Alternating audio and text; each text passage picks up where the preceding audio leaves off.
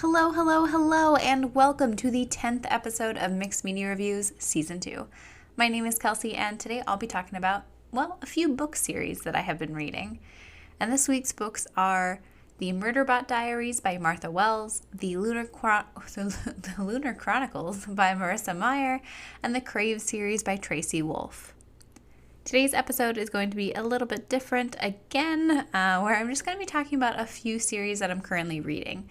One that I love, one that I like, and one that I kind of love to hate, I guess. Okay, maybe hate is a bit strong, but you'll see what I mean later. All three series I have been listening to on audiobook as well. The Murderbot Diaries by Martha Wells is a sci-fi series that mostly consists of shorter books with one full-length novel. I have currently read the first 5 books, and actually at the time that I am recording this, I've actually read all 6 of them. The series is about an artificial construct designed as a security unit which manages to override its governor module, thus enabling it to develop independence, which it primarily uses to watch soap operas. That is my kind of artificial construct for sure. The Lunar Chronicles by Marissa Meyer is a YA fantasy/sci-fi retelling of fairy tales. It has 4 books with 2 more novellas, and I have read the first 4 books, but I have only begun listening to the first novella, and I have not even begun to listen to the other novella. In Cinder, a teenage cyborg, which is a half-human, half-machine, must deal with a wicked stepmother, start a rebellion against the evil Queen Lavanna, and decide how she feels about a handsome prince. As the series continues, Cinder forges alliances with Scarlet, a spaceship pilot who is determined to solve the mystery of a missing loved one with the help of a magnetic street fighter named Wolf, Cress, a computer hacker who is imprisoned by Queen Lavanna, and Winter, a princess who's in love with a commoner, and who discovers that Cinder, Scarlet, and Cress may hold the key to saving her kingdom and the world. The Crave series by Tracy Wolff is a YA paranormal fantasy that has, I believe, currently 6 books, but I'm not 100% positive on that number. I have just finished listening to the 3rd book, Covet, and that book series follows Grace Foster, a normal girl from San Diego who moves to Alaska to be with her uncle and cousin after losing both of her parents in an accident. Soon after beginning school at the private school, Catmere Academy, where her uncle is the headmaster, she realizes that there is something odd about this school, and yet she is, for reasons unknown to her, drawn to Jackson Vega, the most popular guy in school. Who knows why she'd totally be drawn to that guy. As the school year gets underway, Grace can't help but notice the danger that lurks around every corner. First, let's talk about what has quickly become my favorite sci-fi series, Murderbot Diaries by Martha Wells. And let me just say, Kevin R. Free, who narrates these books, is freaking amazing. I read the 4th book myself since I had the physical copy, and I still read it in Free's voice. You just can't not read it in his voice once you've heard it. He is hands down, you guys, the best narrator that I have come across in my Libby adventures. I absolutely love him. He does just the perfect job, and he even narrated another book, In Deeper Waters by F.T. Lukens. And I really liked him in that narration as well. So I think he's just a really good narrator. But he really, really brings these books to life. And he's just phenomenal. The first book in the series, All Systems Red, is full of action. And it's really a great introduction into this world that Wells begins building.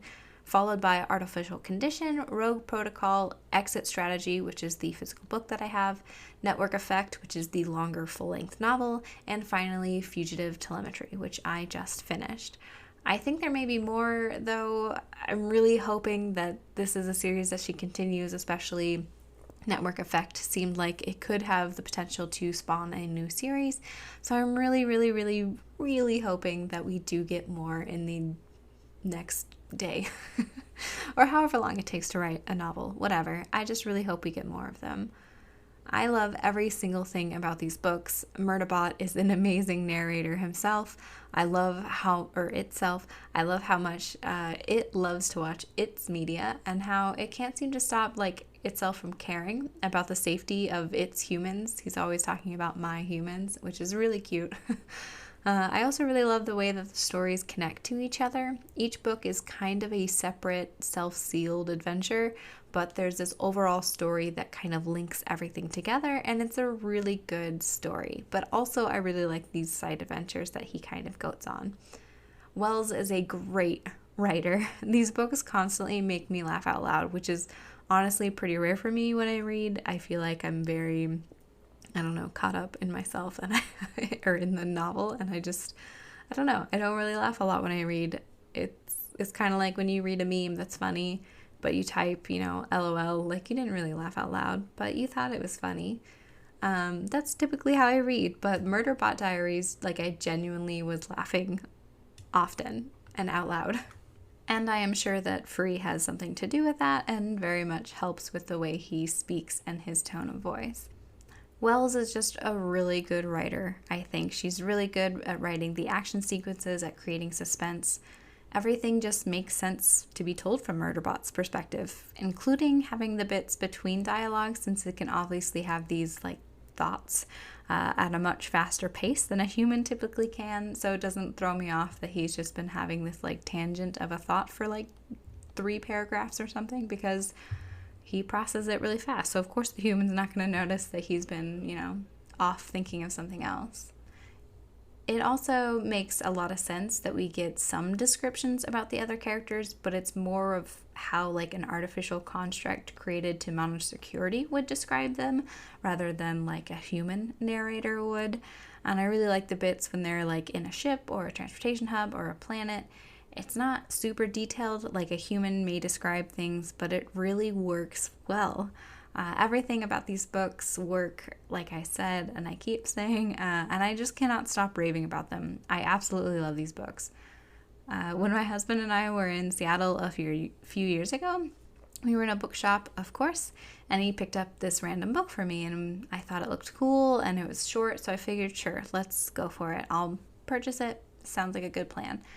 And then when I got home, I was about to read it, and I discovered that was the 4th book in the series, Exit Strategy.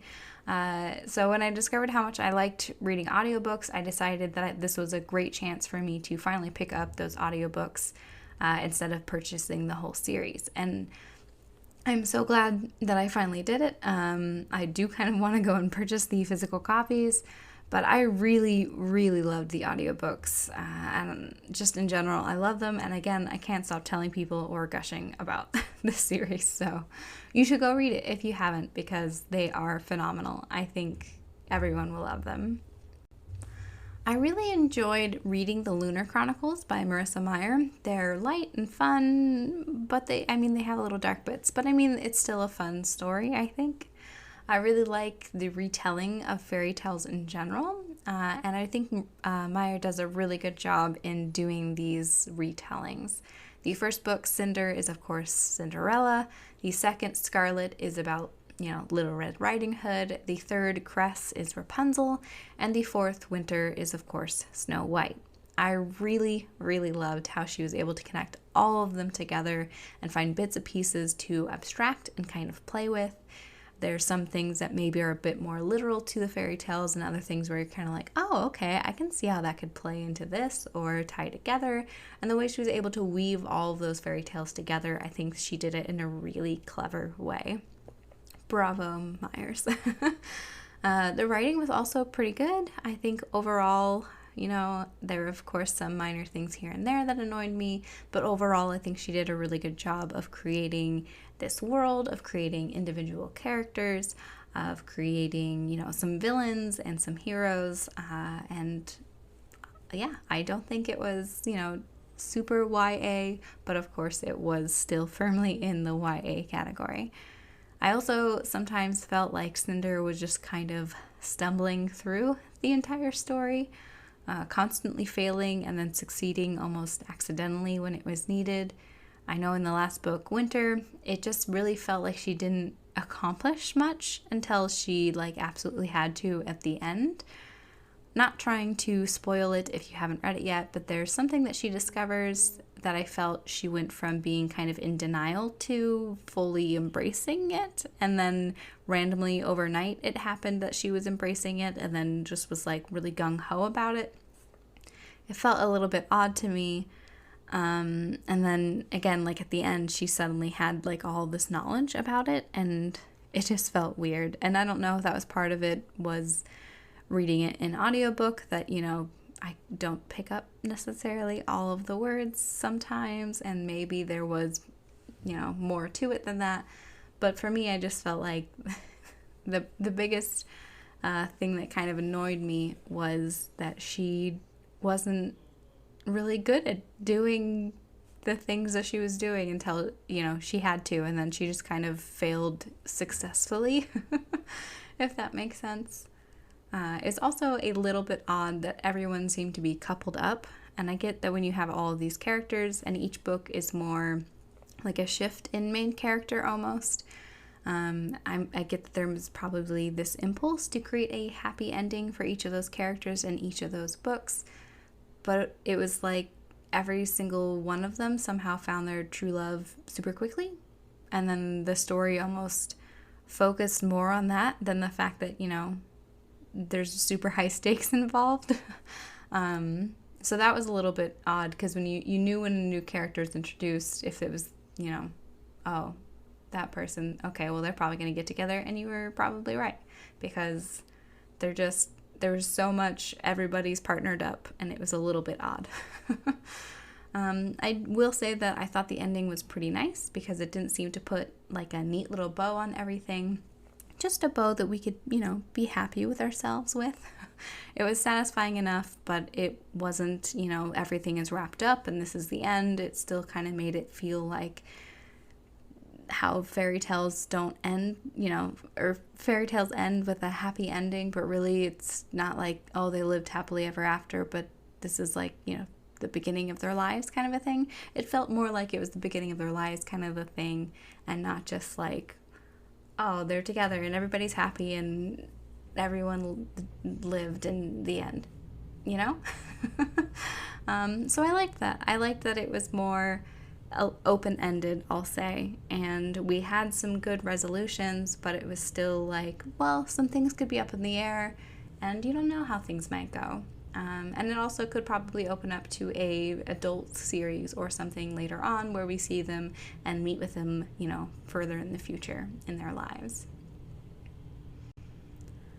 Let me first just say that when you have a series, it's really nice to have a title to that series that's not just that first book, especially when it's a super common just word. It makes it really hard to look for things, and also it's just weird. I guess it's called the Crave series because there's no series title that I could find. Like, you know, Murderbot Diaries is a title, and the Lunar Chronicles is a title, and instead it's just Crave. Anyway, so the first book in the series is, of course, Crave. It's followed by Crush, then Covet, then Court, and then Charm, which is supposed to be between Crush and Covet, I believe. And then there's Cherish, which is coming out sometime next year. I think that's the order. I've read Crave, Crush, and Covet so far. So we'll see how the other ones actually come together. I'm not positive because it's a lot of books. I really actually genuinely liked Crave. When I say genuinely, I mean in a genuine guilty pleasure kind of way. I thought it was like the perfect Twilight, but more Twilight-y kind of a book that's like full of tropes and like exactly something that you can pretend is good, but really just kind of hits all those, in fiction it's great, but in real life it's not great kind of vibes, you know? Like, yeah, I love when the MC's love interest is all like aggressive and tough and protective. But in real life, no. That's real toxic and not an attractive trait, like, at all. And like, would I like it if my husband stood up for me or protected me in some sort of situation? Of course, we all want our partner to support us or protect us or, kind of be our safe zone. But would I like it if he punched someone in the face for saying like a rude thing to me? No, that's a hard pass. Unless it's a fictional character like a vampire punching a werewolf, then I'm all for it because that sounds great.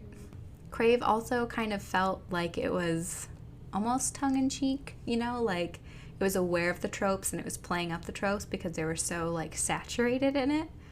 And that being said, that fun, trope-filled, almost tongue-in-cheek tone, the first book, it didn't really carry over to the second book. In the second, Grace got, oh my god, even more annoying.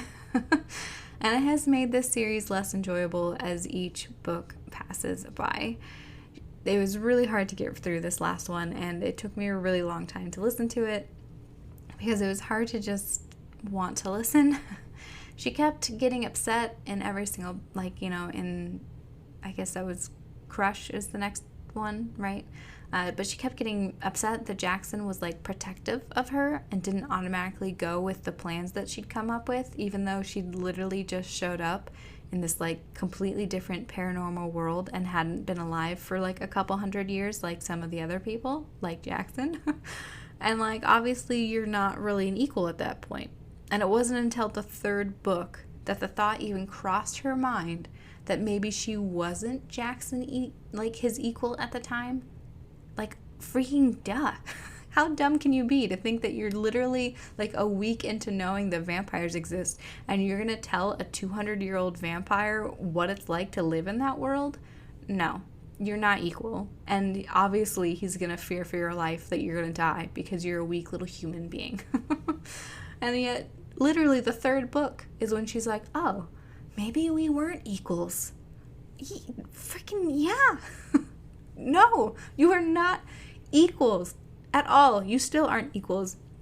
Even at this point, you still have only been in this world less than a year. You barely know anything. You don't even know all of the things that exist in this world. And yet she's constantly acting like everything she says is like genius and she's got so much experience and she's old. And I get that's very much like a teenager thing to do, to be like, I have experience and I'm smart and I know things and like my parents don't know everything even though they're a lot older. Like I get it's, teenagery things, but oh my god, is it annoying. And like she's constantly getting mad over the dumbest things. Like the guy wants to walk you to your dorm room and somehow that means he thinks you're like unable to walk to your dorm room on your own. Or maybe that's just like a nice thing to do, to walk someone to their door so that you can still chat a bit along the way. I've had plenty of people walk me to my car or walk me to my door, and it's not been just dudes who thought that I was incapable of using my legs to get from point A to point B. Like I've had friends walk me to my car as well. So I don't understand why she has to make it into like a big deal. And it's just like dumb stuff like that she's constantly twisting people's words to the point that like she makes them apologize when they did nothing wrong to begin with. There's this point in, I think it's in Crush in the second book, also spoiler warning for most of the stuff I'll be talking about for Crave, the Crave series. See what I mean? It's confusing. Anyway, but there's this point in Crush, I think, where she's talking to Hudson, and instead of like answering her question because they're in a public setting, he's like, let me walk you to your room. And she's like, ugh, why don't you just give me a straight answer and talk to me? And he's like, the library is closing and I'll talk to you while we're walking and others aren't around. And instead of being like, oh, my bad, I didn't realize that was your intention, she instead gets like annoyed and for some reason thinks he's treating her like a child by spelling it out for her, even though she literally was like, why won't you just talk to me? And he answered why he didn't want to just talk to her in the middle of the library. And then she's like, well, then fine, I'll show you what's what. And so she turns to stone, which of course then Hudson freaks out because like considering the last time that she randomly turned stone, it wasn't great.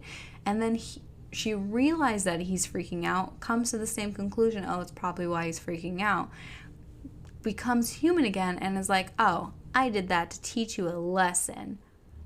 And for some reason the librarian is on her side and then Hudson apologizes even though she was just super childish and then like gaslit him into believing that he was doing something wrong by just explaining what she asked him to explain. Oh boy, guys, and it doesn't get better. It's just like her constantly looking dumb. Like everything is shocking to her, or she's always asking, what was that? Or what's going on? Because she has no idea what's going on. And again, somehow she thinks she's on the same playing field as a 200-year-old prince vampire. But yeah, so she's just constantly has no clue what's happening, and yet she's still somehow able to like solve all of the problems that happen. And sometimes she can just like talk her way out of a situation, but she's so dumb. So how does she she says these things that are supposed to be super profound, but it's like, oh my God, that's really dumb, but somehow it's changed the other person's mind, and now they're like, okay, now we get to go save the day. I don't get it. She's dumb and yet smart. Whatever. And then the writing, you guys. I think it's pretty obvious that the editing was getting the editing was getting like less and less as each book went on, because like in the third book it was getting really annoying because she constantly was repeating phrases. Like it was the first time in a long time that they did X. She would use that all the time. Or the whole, he says it's beautiful, but he's looking at me instead of the sunset or whatever. Like she did that more than once in the same book. And she really likes to say that a person was quiet for so long she thought they wouldn't answer. Like, we get it. But also, like, there's got to be so many awkward silences around this girl because so many people are quiet for so long that she doesn't think that they're going to answer her. And then there's this one time where she ends a chapter with Romeo and Juliet, here I come. And then just like a few sentences into the next chapter, she has a line that ends with painkillers, here I come. It's like there's no editing. Like no one read this book. No one pulled her back from herself. No one was saying, hey, you keep repeating these lines too often. And it's annoying because it's very obvious that you constantly are repeating these lines. And it's just like every single book, like, I don't know if it's because they were doing really well, and it's that thing where like authors start thinking, oh, I'm an author and I do sell really good books. I don't need an editor telling me what to do. But like editors are there for a reason, because they're a person who's outside of the story who can give you a less biased, approach, less biased feedback, and you got to utilize them, because otherwise you get freaking the same line every 6 sentences, or you keep repeating words or whatever, Ugh. And then speaking of the chapters, which I guess I started ranting, so it's not really speaking of the chapters in this next sentence, but whatever. The chapters drive me nuts. I think you guys know that I have a thing about chapters anyway, and really thank goodness that I am listening to the audiobook, because audiobooks are definitely harder to notice. I like a super short chapter structure than a book where they're you can see that they're physically shorter and you can tell that it's 2 pages. But my goodness, I don't think a single scene has ever been fully within a single chapter. She's constantly creating short chapters to add unnecessary drama to the end of scenes, or the end of, or middle of scenes rather. She's constantly interrupting things and being like, and then I said this. And then, oh man, cliffhanger. And then the next chapter, or next sentence is oh, just kidding, it wasn't really anything. And I just created unnecessary drama. But really, she's just doing this so she can come up with chapter titles that sometimes spoil what's about to happen in the chapter. Again, where's the editor? Don't put a title that says something like, what was one? One of them was something about daddy issues or something, or father issues or something, and it was just her and Hudson in the room. And then the next chapter is something about having daddy issues. Okay, well, I know obviously that Jackson's gonna come in, because it was worded in a way that it was okay, obviously they're talking about the Vega brothers. And it was just really annoying, because she does it to constantly try to pretend she's, I don't know, I feel like she's trying to write something profound, and it's not profound. Oh boy. Okay, final thing. The narrator for these books. Oh, I don't know why or how it's happening, but again, I'm sure they have editors for audiobooks, right?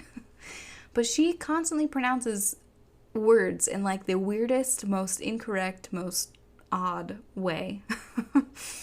Like, at one point there was this thing about the Flo Rida song or whatever, and she kept calling him Flo Rida, like multiple times. Like, if you don't know how to pronounce Flo Rida, then look it up. Because no one says Flo Rida. That's weird. It's not Florida, it's Florida. Flo Rida. And then it's like, whatever. You get it. She also can't pronounce Kant, because she says can't. But then she pronounces Kierkegaard and even says like Sartre, mostly correct. I don't know how to even say Sartre. Sartre. It's like with the French thing. Anyway, she says Kierkegaard correctly, but she says can't. It's Kant. And then she said chassis instead of chassis. And she said like there's a tear in the arteries instead of a tear in the arteries. Like, they're simple words. Why is no one correcting her on how to say these words? And there's tons of them that I wrote down even more, but it's fine. I'll get over it. I'm not going to get over it. I have to listen to so many more of these books. Yeah, you may have thought, oh my God, you hate these books. You're going to stop reading them because that's what normal people do. Plenty of people just stop reading a book in the middle of it. But nope. Because you know what? To be honest, there's still a little bit of a guilty pleasure like aspect to them. So yeah, I'm still going to listen to them. Again, even though the narrator drives me insane, and even though the books themselves drive me insane, I'll finish them because sometimes they are kind of enjoyable. Just most of the time when Grace isn't there. Anyway, I feel like if you're into sci-fi, Murderbot Diaries is a great choice. And even if you don't like sci-fi, it's still a great choice. I think people who tend to not like sci-fi get caught up on like the more technical stuff. Like, I read somewhere that I think it was fantasy will have 10 pages about the food, while sci-fi will have 10 pages about the spaceship, or something like that. Or maybe it's like 10 pages about the scenery. Whatever. And I can see how that might not be appealing to some, to like listen to, like in 7 Eves, Neil Stephenson talking for like 10 pages about how a spacecraft is constructed, or like a spacesuit is constructed. So I get how that may not be appealing, but I feel like Murderbot is descriptive in some ways, but it's not because it's like from the Murderbot's perspective, and so like we get some technical bits and pieces and jargon and whatever, but it's in a more digestible, more fun way because it's, this artificial construct telling you things. I don't know. I think it was really good, and I think people who enjoy sci-fi or don't will still enjoy it. Plus, they're pretty short reads as well. I think if you're more into YA sci-fi, then and with like a little bit more fantastical elements with it, then Lunar Chronicles is a great choice as well. They're fun. It's an interesting world. It's got a really interesting premise, and it has moments where I'm like, blah. But it's still pretty good, and overall, I think I still really like the series, and I would probably give it still like a 4 stars out of 5 for the entire series, Crush. Well, if you love Twilight and you love like trashy reads, then yeah, this is probably the series for you. Like, if you watch all of Pretty Little Liar, you can get through Crush. If you constantly rewatch Twilight, you can probably get through Crush. If you're currently watching that original A series, or Original Sin series, or whatever, you can definitely watch Crush. Or listen or read Crush, rather. But yeah, if it's not wonderfully written, but it does have more creatures than just like the regular vampire werewolf little thing happening, which is honestly pretty cool. And I didn't mention it because I was too busy ranting about it earlier, which is fine. But yeah, they have like other creatures in it, which is I really enjoyed that with Crave. That was really, really fun. Because I just realized I said Crush the first time. It's the Crave. See, this is why you need to title your series, and it's not just the name of the book, especially if every single book in that series is going to have one word and it's all the same letter. Anyway, yeah, go read Crave if you're into things that you will only think about as a guilty pleasure, or if you don't mind when writing is terrible, which I don't. And there you have it. Those are my thoughts on the 3 current series that I am reading: the Murderbot Diaries by Martha Wells, the Lunar Chronicles by Marissa Meyer, and the Crave series by Tracy Wolff. Thank you so much for joining me. You can find me on Instagram and Facebook at Mixed Media Reviews Podcast. Please leave me a comment to let me know if you agreed or disagreed, or if you have any questions or suggestions, something like that. You can also find me anywhere you find your podcasts, probably. Please join me next week where I will be reviewing the TV show Heartstoppers on Netflix. Have a wonderful rest of the day. Bye!